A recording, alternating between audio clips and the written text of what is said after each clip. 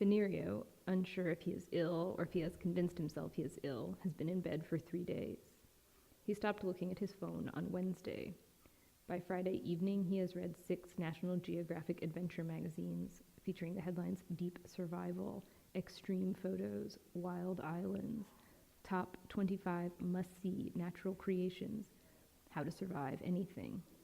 The September issue of Vogue Italia, an ancient issue of Mondo Uomo that left paper crumbs in his bed, 4 non-consecutive issues of FHM, and a stack of Reader's Digests.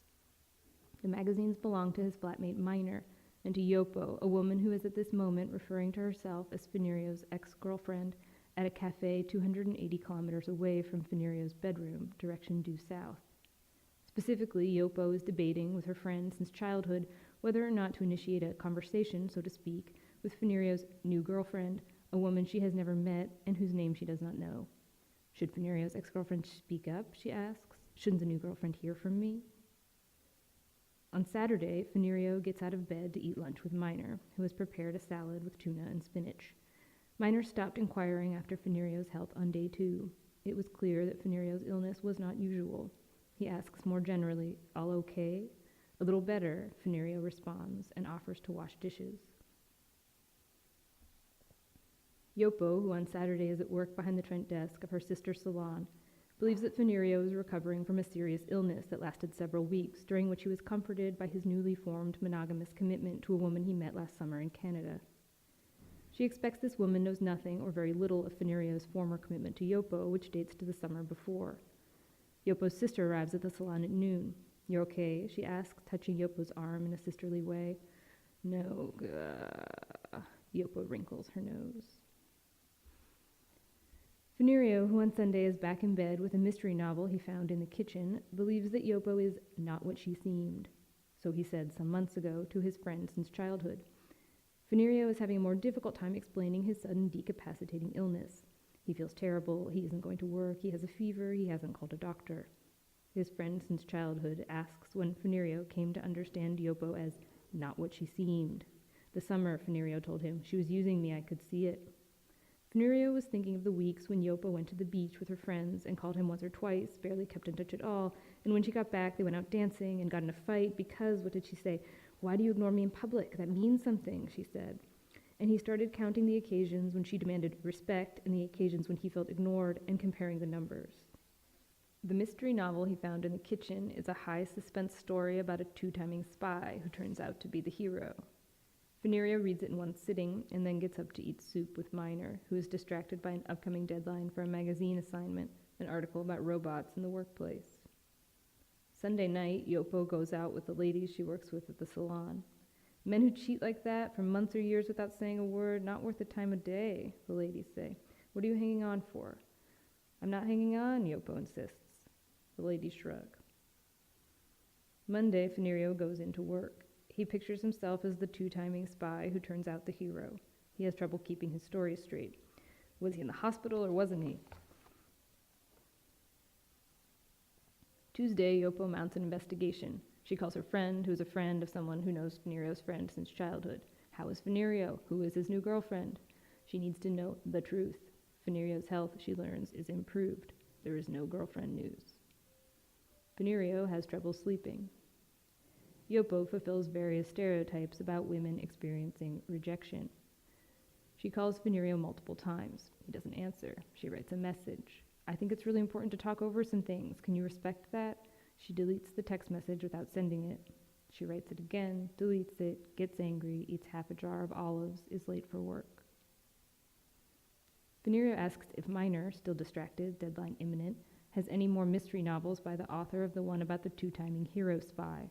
Yeah, sure, he digs out some from a box in the closet. There are more National Geographic adventures on top of the pile. 24 perfect escapes, all-weather training, chaos on K2. Venerio reads mystery novels continuously for 3 days, but does not identify with any of the protagonists. Yopo talks to Venerio's friend since childhood directly. He says he doesn't know anything about the new girlfriend. Yopo is embarrassed by the conversation and hangs up abruptly. Yopo reflects on meeting Venerio and falling in love. The memory is faint. Venerio reflects on meeting Yopo the summer before last and missing the signs. He sees that she called more than once. Yopo determines that she should drive 280 kilometers due north and wait for Venerio to leave his workplace in order to follow his movements, but she doesn't really decide to do this. Venerio's performance in his workplace suffers. Yopo makes up a character to fill up that new girlfriend space. Her name is Laura and she works in advertising. Yopo leaves her appearance undetermined, but imagines her conversation in great detail. Venerio overhears Minor telling someone that he, Venerio, fabricated illness in order to escape his ex-girlfriend. To Minor's credit, his tone is speculative and his comments only in passing. On her day off, Yopo drives 280 kilometers due west with her sister to visit their grandmother. Venerio starts writing a mystery novel. He gets about 1,000 words in. XXX. It's a long story. Basically, when that happened, and he was together with another woman, somehow later, we started to date. He convinced me of his love, and I felt like I'm convinced. And we dated for a bit, but there was this weird relationship, or was weird tension between I'm faking it and he makes me believe, you know? And the crazy part was that our pseudo relationship continued for another 1.5 years. So what happened was we were kind of together, but it was this weird thing that I lied to myself, and I also didn't trust him the whole time. And for a reason, because I think after 1 year, and we broke up twice during this time, and the second time we didn't make it official, because at some point we were an official couple to the outside. But once it started to get very weird, and we broke up a second time, and he called me again, and he was so attentive, and I was a sucker. He became dependent on his love. And I was at this bar waiting for him, and there were a couple of people that I knew, and also one girl that I knew that he had an affair way before me. And then she was really drunk, sitting at the bar, telling me, yeah, I don't understand why he doesn't see, or why you're still not together, and you're such a good match. You know, last time when Martin and I we were sleeping with each other, and then I realized that was that year when we were sleeping with each other, you know? So Martin decided to have this this multiple layers of love having around him, you know? So he was the person who made women around him, or girls around him, dependent on a certain way of love. So what happened, he picked me up half an hour later, was sitting in his car, which was a Porsche back then, because he had also this appearance, this tempting appearance that a young girl is drawn to, because it's this unreal life, you know? And he fooled me, and I believed that, you know? And now thinking about it, I really don't understand it. I would never go that way. So I tested him, obviously, and he was telling me about how much he loves me, and he said exactly everything, like down the script, what a girl would like to hear. So it turns out that he was really cheating on me, and I broke up with him and left. 3 months later, he moved to Hamburg because of work, and somehow he made me believe that because he's not in the same town that he used to live, all his fakeness would disappear.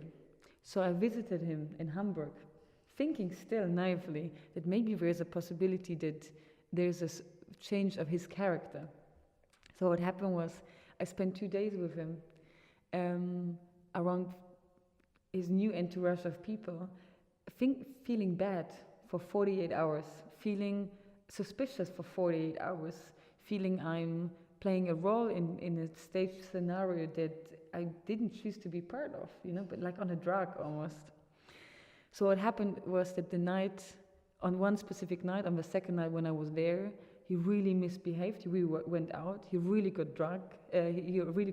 Drunk, and I actually really believe also that he was on cocaine, which was also really not my cup of tea.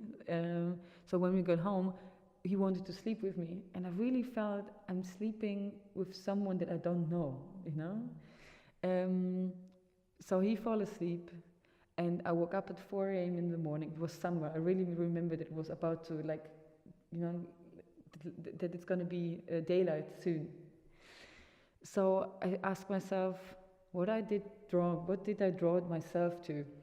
So I got up, packed all my stuff, and I wrote him a note and said, never call me again. And then I went to the train station and I called my dad and I said that I'm going back by train. And if he could pick me up. And then he said, oh, that's really good timing because your brother is here visiting us and I could drop him off and pick you up in the same time. So I remember that I arrived at my parents' place and I really felt so light, you know. I really felt that something that was holding me back was gone, you know. At the time you were just 20s. I was young, I was naive, and I think after a really long relationship that was really good and really healthy, and with a man that really loved me and really wanted to marry me and was really cherishing and caring me, but I broke up with the first man because it was too easy.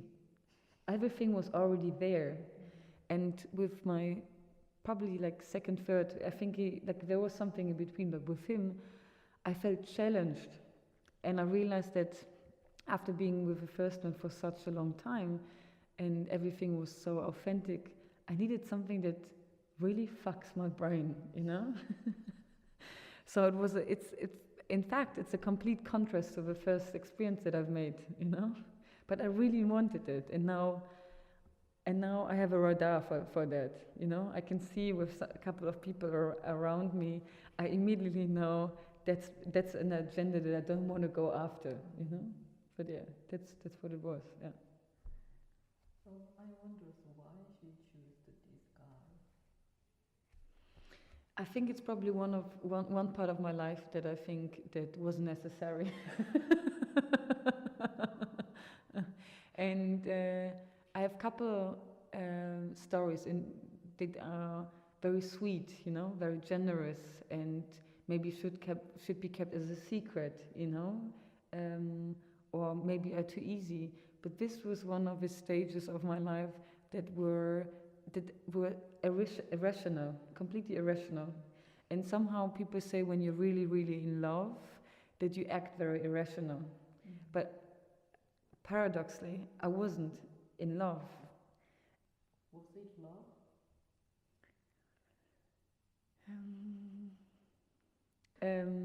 And to be honest, I think after I broke up, I mean, he called me. He called me so often. He sent me, I think, a month between that note. Drunk or? No, sober. Because I left this note and I closed off everything. He called me. He called me also via other people that he knew that I would probably stand next to, asking them if he could talk to me. And I ignored them. I completely ignored him. He sent me, I think, 7 Facebook contact requests, after, and also he sent me for 4 years an email on my birthday that was so long. It was like an essay, you know, about how much. Did you keep it? I have parts of it, yeah, and it's unbelievable what he used me for something, and I believed something that I thought he's after. So it was a game, you know. It was some kind of a game. So I really don't think it was love, not at all, not at all. He gave me a lot of gifts. He gave me a lot of attention. He surprised me. No, nothing of that. Nothing of that. No. It's not that I never think about him. Really, never. Never. No. I have moments where I see people he knows and I know on Facebook, where there's this tiny glimpse. But I feel I feel like they're, you know, like giving him anything from me now, or in the last 10 years, would have said that everything he's done was okay, but it wasn't, you know? So that's why I decided he's not worth to be any part of my life. Mm-hmm. Yeah. Yeah. And also my grandma always said that at certain time in our age, we don't waste energy in people anymore. We understand what is good for us. And it took me a bit longer. I believe that there is a concept of love. I think there is a difference between being in love or loving someone. I think the longer you're in a relationship, you are not in love anymore, but you love someone for everything that the person is giving you and what you've been together. Like in a good and in a bad way. So maybe there's a little bit less attraction, but there's this this authentic feeling of that you want to care about someone and you want to be cared of. And I also have, my parents are together since 35 years. They are completely different people. But I can see that there is, even if my mom is a very difficult woman, I can see there's a level of respect. And I think they also strongly consider, without considering it, it's just what they learned, that the level of respect is the highest aspect of love. So I think you have to, when you're in a long relationship, you have to fight for that. You have to work on that like you work on your own work. How you try to improve you being an artist or me being a curator. You have to really work on also being in a relationship with all details, you know. As much as you write a text about the work or think about how you materialize the work, you have to think about how you reformulate your relationship and how you kind of work on the details, you know, that when you make dinner, you don't make it each time the same time, because you repeat, and repetition starts for you to be uninteresting, you know, and then you withdraw. But if you change how you fix that dinner each time, or maybe every now and then, there's a certain level of attention that we like as human beings that bring us back to it. Yeah.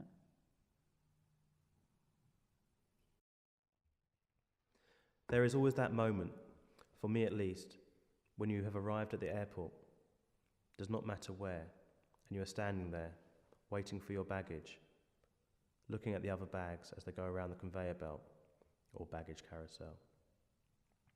Who owns that Samsonite? Where is the person with the pink leopard skin suitcase from? Baggage carousels mysteriously and miraculously turn whatever is on them into some sort of contemporary holy relic. They are instant exhibition-making machines. They are the most radical form of plinth, adding narrative and wonder to anything circulating on them. The sense of awe produced by these most mundane of creatures is perhaps linked to the fairground and the idea of watching static objects in motion. Everything is a potential prize. They are to display what Celia Gimenez is to mural restoration. Monstrously hideous, yet insanely and unexplainably compelling to look at. There is something about standing at the arrivals area at the airport, the large empty space. The conveyor belt becomes a stand-in for a type of hope machine. Everybody is thinking the same thing, willing it to happen. Please let my luggage come through. Please let my bag be next. You look at the suitcases rotating the oval circuit. There's one there, wrapped in cling film, probably full of heroin. They always have some type of metal grid ceiling, these airport arrival areas. That and the artificial lighting add to the ambience of nothingness. Airports, they are the new white cubes and conveyor belts, the display tool of choice of the 21st century's most discerning, sophisticated curators. The scratched rubber of a baggage carousel shows its years of service, the way the bags emerge from the hole in the floor or wall, drift past you, then disappear again into a different hole. The travel industry and the industry of human transportation. It's impossible to imagine a world without them. Then there is the sad moment when all the luggage has been claimed. All but one sad, lonely bag remains. That is human despair right there, being left alone, forgotten, without a friend. Maybe the owner missed their flight, or the bag has been sent to the wrong country. The system has failed, and someone, somewhere, is panicking. Baggage carousels have everything the modern world does: standardization, isolation, joy, pain, luxury, degradation. Where are they going, all those bags? Who needs the Louvre or Sixtine Chapel? The great wonders of the universe are right here, rotating at slow pace. 15. Me gustas cuando callas porque estás como ausente y me oyes desde lejos y mi voz no te toca. Parece que los ojos se te hubieran volado y parece que un beso te cerrara la boca. Como todas las cosas están llenas de mi alma, emerges de las cosas, llena del alma mía. Mariposa de sueño, te pareces a mi alma y te pareces a la palabra melancolía. Me gusta cuando callas y estás como distante, y estás como quejándote, mariposa en arrullo, y me oyes desde lejos, y mi voz no te alcanza. Déjame que me calle con el silencio tuyo. Déjame que te hable también con tu silencio, claro como una lámpara, simple como un anillo. Eres como la noche, callada y constelada. Tu silencio es de estrella, tan lejano y sencillo. Me gusta cuando callas porque estás como ausente, distante y dolorosa, como si hubieras muerto. Una palabra entonces, una sonrisa bastan. Yo estoy alegre, alegre de que no sea cierto.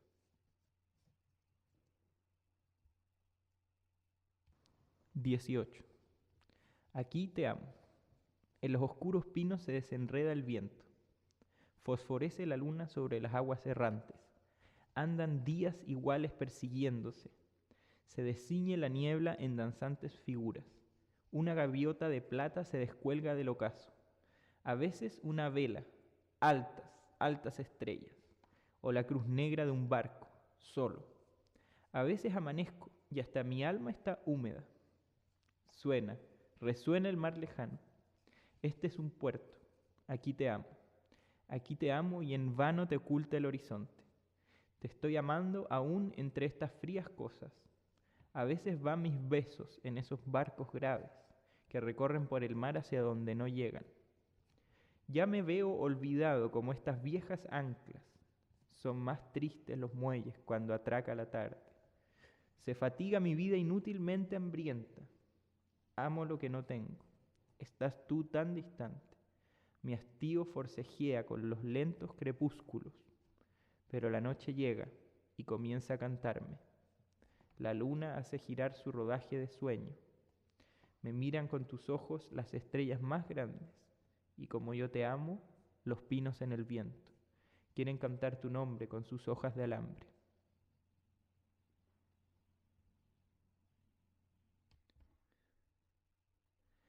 Después de mucho esa tarde, llegué a la conclusión que éramos un espejo. Lo que a mí me afectaba de él era equivalente a lo que yo lo afectaba. Por un momento pienso que las parejas y sus rompimientos son como dos caras de una misma moneda. Ninguna logra asomarse al otro lado.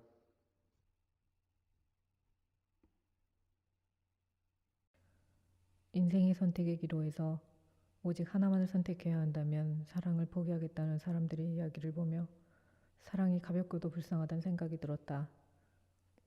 마치 대형 슈퍼에서 1+1 상품처럼 매력적인 사은품 같은 느낌이다. 함께 붙어오는 사은품으론 좋지만 그것만은 사지 않을 것 같은 사랑. 혹은 내가 돈을 주고 사긴 아깝지만 누군가 선물로 준다면 좋은 사랑. 나를 돋보이게 하려는 사랑. 없어도 크게 불편할 것이 없는 사랑. 함께하기 싫지만 포기하긴 아까운 사랑. 손해볼 것 없는 사랑. 더 이상 사랑은 중심이 아닌 다른 무언가를 포장하는 껍데기일 뿐이다. 사랑을 포함한 감정들이 소비되고 있다. 편리해지기 위해 만든 문명의 이기들이 오히려 사람들을 바보로 만들고 있는 것처럼 사랑이 사라진 결혼은 간단하게 해결할 수 있는 문제를 점점 더 어렵게 만들고 있다. 서로 좋아하는 남자와 여자가 만나 함께 애 낳고 사는 것이란 단순한 문제가 여러 가지 조건에 의해 점점 더 꼬이고 풀이 과정만 길어진다. 조건을 더 많이, 조금만 더 설정하면서 결국 문제를 해결하지 못하는 길로 열심히 돌고 돌게 하는 게 요즘 우리가 마주하는 결혼이고, 사랑은 시인 최승자의 여자들과 사내들의 한 구절처럼 언제나 벼락처럼 왔다가 정전처럼 끊기고 갑작스러운 배고픔으로 찾아오는 이별 같은 찰나의 순간이자 추억일 뿐이란다. 어지러움이 좀처럼 나아지질 않는다. 어느 순간부터 흔들리는 사람들이 친숙하다. 잠을 자야 할 텐데 혼자만 알 수 있는 실수 하나가 머리에 맴돈다. 어떻게 해야 잠을 잘 수 있다는 걸 알면서도 쉽게 지켜지질 않는다. 옳은 것을 알지만 어기고 사는 날이 많아지면서 스스로를 혹사시키고 있다. 행복을 떠들지만 결국 익숙한 이 불안을 떠날 생각은 없는 것 같다. 아마도 그건 내가 사랑이 부족해서이다. 그토록 기다리던 햇빛이 가득한 아침을 겨우 잠든 잠을 깨운 해방꾼으로 몰아세운 것은 밤새 내린 눈에게 자신의 먹이를 빼앗긴 외로운 길고양이의 배고픔을 사랑하지 않아서이고, 비가 온다고 불평하는 것은 마른 날씨에 꽃을 피우지 못하고 봉우리처럼 죽어버린 나팔꽃을 사랑하지 않아서이다. 예술가의 삶을 불평하는 것도 새로운 작품을 만드는 예술가의 불안함과 부족함을 사랑하지 않아서이고, 누군가를 화나게 하는 것도 그 사람 안에 감추고 싶은 간절함을 보지 못하기 때문이다. 그리고 나 자신을 괴롭히는 것도 결국은 내가 나를 사랑하지 않아서였다. 남들에게 흔해 빠진 저 껍데기 같은 사랑을 덮으면 나는 오늘 밤 잠을 잘 수 있을까?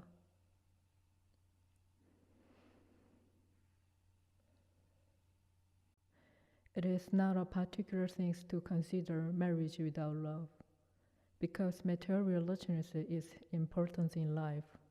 Financial discomfort and the psychological problem are crucial social issues. There are a million kinds of lives, so there should be a million kinds of love.